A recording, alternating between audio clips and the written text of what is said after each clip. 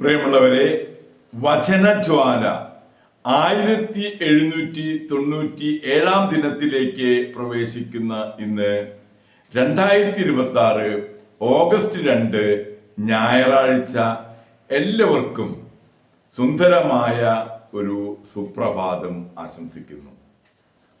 ദൈവത്തിന്റെ ദിവസം പരിശുദ്ധമായി ആചരിക്കുന്ന ഇന്നേ ദിവസം ദൈവമാതാവിന്റെ സ്വർഗാരോപണത്തിനൊരുക്കമായിട്ടുള്ള 15 നോമ്പിന്റെ 2ാം ദിനത്തിലേക്ക് നാം പ്രവേശിക്കുന്നു.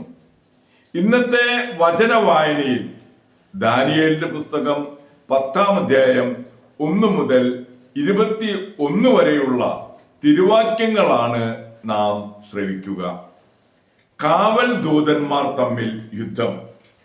പേർഷ്യ രാജാവായ സൈറസിന്റെ 3ാം ഭരണവർഷം ബെൽത്തേഷാസർ എന്ന് വിളിക്കുന്ന ദാനിയേലിന് ഒരു വെളിപാടുണ്ടായി.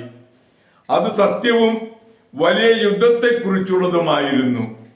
ഒരു ദർശനത്തിലൂടെ അതിന്റെ അർത്ഥം ഗ്രഹിക്കാൻ അവന് കഴിഞ്ഞു. ദാനിയേൽ എന്ന ഞാൻ 3 ആഴ്ചക്കാലം വിലാപം ആചരിക്കുകയായിരുന്നു. ആ 3 ആഴ്ചക്കാലം മുഴുവൻ ഞാൻ രുചികരമായ ഭക്ഷണം കഴിക്കുകയോ മാംസവും വീഞ്ഞും ആസ്വദിക്കുകയോ സുഗന്ധലേപനം നടത്തുകയോ ചെയ്തില്ല. 1-ാം മാസം 24-ാം ദിവസം ഞാൻ ടൈഗ്രീസ് എന്ന മഹാനദിയുടെ കരയിൽ നിൽക്കുകയായിരുന്നു. ഞാൻ കണ്ണുയർത്തി നോക്കിയപ്പോൾ ചണവസ്ത്രവും ഈഫാസിലെ സ്വർണം കൊണ്ടുള്ള അരപ്പട്ടയും ധരിച്ച ഒരുവനെ കണ്ടു. അവന്റെ ശരീരം ഗോമേതകം പോലെയും മുഖം മിന്നൽ പോലെയും കണ്ണുകൾ ജ്വലിക്കുന്ന പന്തങ്ങൾ പോലെയും ആയിരുന്നു. അവന്റെ കൈകാലുകൾ മിനുക്കിയ ഓടിന്റെ ഭംഗിയുള്ളവയും സ്വരം ജനക്കൂട്ടത്തിന്റെ ഇരമ്പൽ പോലെയുമായിരുന്നു. ദാനിയേലായ ഞാൻ മാത്രം ഈ ദർശനം കണ്ടു. എന്നോടൊപ്പമുണ്ടായിരുന്നവർ അത് കണ്ടില്ല. മഹാഭീതി പിടിപെട്ട് അവർ ഓടിയൊളിച്ചു. അങ്ങനെ തനിച്ചായ ഞാൻ ഈ മഹാദർശനം കണ്ടു. എന്റെ ശക്തി ചോർന്നുപോയി. എന്റെ മുഖം തിരിച്ചറിയാൻ വയ്യാത്ത വിധം മാറിപ്പോയി. എന്റെ ശക്തിയറ്റു.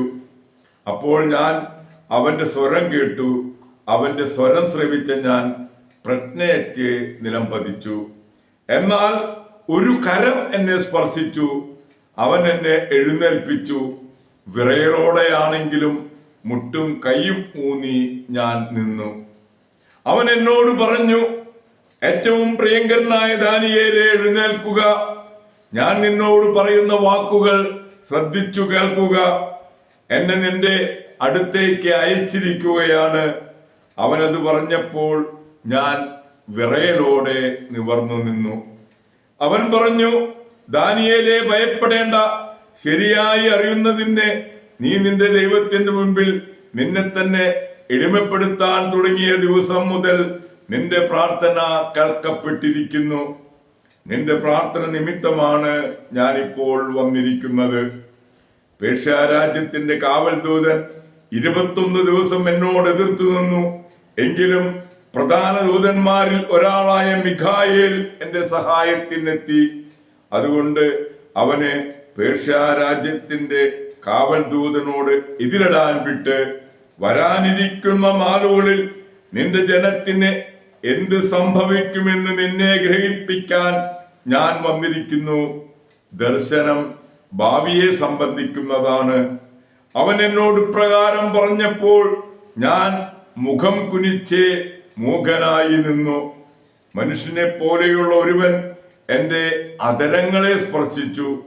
അപ്പോൾ ഞാൻ വായ തുറന്ന് സംസാരിച്ചു. എന്റെ അടുത്ത് നിന്നിരുന്നവനോട് ഞാൻ പറഞ്ഞു, പ്രഭോ, ദർശന നിമിത്തം ഞാൻ വേദന അനുഭവിക്കുന്നു. എന്റെ ശക്തി ക്ഷയിച്ചു. എങ്ങനെ ഈ ദാസനെ അങ്ങയോട് സംസാരിക്കാനാകും? ശക്തിയോ ശ്വാസമോ എന്നിൽ ശേഷിച്ചിട്ടില്ല. മനുഷ്യരൂപമുണ്ടായിരുന്നവൻ എന്നെ സ്പർശിച്ചു, ശക്തി പകർന്നു. അവൻ പറഞ്ഞു, ഏറ്റവും പ്രിയപ്പെട്ടവനായ മനുഷ്യ, നീ ഭയപ്പെടേണ്ട. നിനക്ക് സമാധാനം.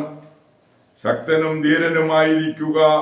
അവൻ എന്നോട് സംസാരിച്ചപ്പോൾ ശക്തി പ്രാപിച്ച ഞാൻ പറഞ്ഞു, പ്രഭോ, സംസാരിച്ചാലും അങ്ങ് എന്നെ ശക്തനാക്കിയിരിക്കുന്നു. അവൻ പറഞ്ഞു, ഞാൻ നിന്റെ അടുത്തേക്ക് വന്നത് എന്തെന്ന് നിനക്കറിയാമോ? ഞാനിപ്പോൾ പേർഷ്യയുടെ കാവൽ ദൂതനെതിരെ യുദ്ധം ചെയ്യാൻ മടങ്ങിപ്പോകും. ഞാൻ അവനെ തോൽപ്പിച്ചു കഴിയുമ്പോൾ യവന രാജ്യത്തിന്റെ കാവൽ ദൂതൻ വരും.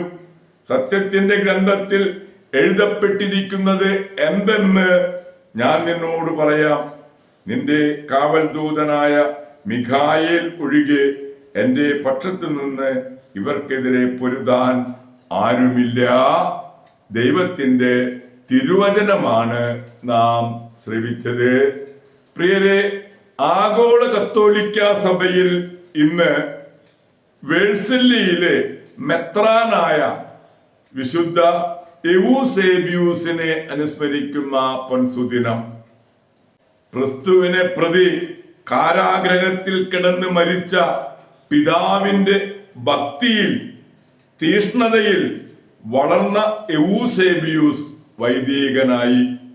57 വയസ്സിൽ മെത്രാനായെങ്കിലും ആര്യൻ പാഷണ്ഡത മൂലം പാലസ്തീനയിലേക്കും കപ്പദോക്യയിലേക്കും പിന്നീട് ഈജിപ്തിലേക്കും ചക്രവർത്തിയാൽ നാടുകടത്തപ്പെടുകയും ഒരുപാട് ത്യാഗങ്ങൾ സഹിക്കുകയും ചെയ്തു.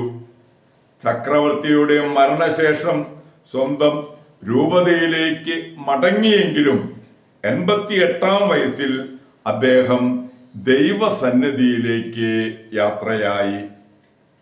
ഇന്നു തന്നെ വിശുദ്ധ കുർബാനയുടെ ഭക്തി പ്രോത്സാഹിപ്പിക്കാനായി വൈദികരുടെയും കന്യാസ്ത്രീകളുടെയും സന്യാസ സഭകൾ സ്ഥാപിച്ച വിശുദ്ധ പീറ്റർ ജൂലിയൻ എയ്മാദിനെയും അനുസ്മരിക്കുന്ന പൊൻസുദിനം കൂടെയാണ് ഇന്ന്. പ്രിയരെ, മെത്രാനായ വിശുദ്ധ എവൂസേബിയൂസിന്റെയും വിശുദ്ധ പീറ്റർ ജൂലിയൻ എയ്മാദിന്റെയും മാധ്യസ്ഥം യാചിച്ച് ഇന്നത്തെ ഈ നല്ല ദിവസത്തിലേക്ക് നമുക്ക് പ്രവേശിക്കാം. എല്ലാവർക്കും നല്ല ഒരു ഞായറാഴ്ച ദിവസം ആശംസിക്കുന്നു. ദൈവം നമ്മെ ഓരോരുത്തരെയും സമൃദ്ധമായി അനുഗ്രഹിക്കട്ടെ.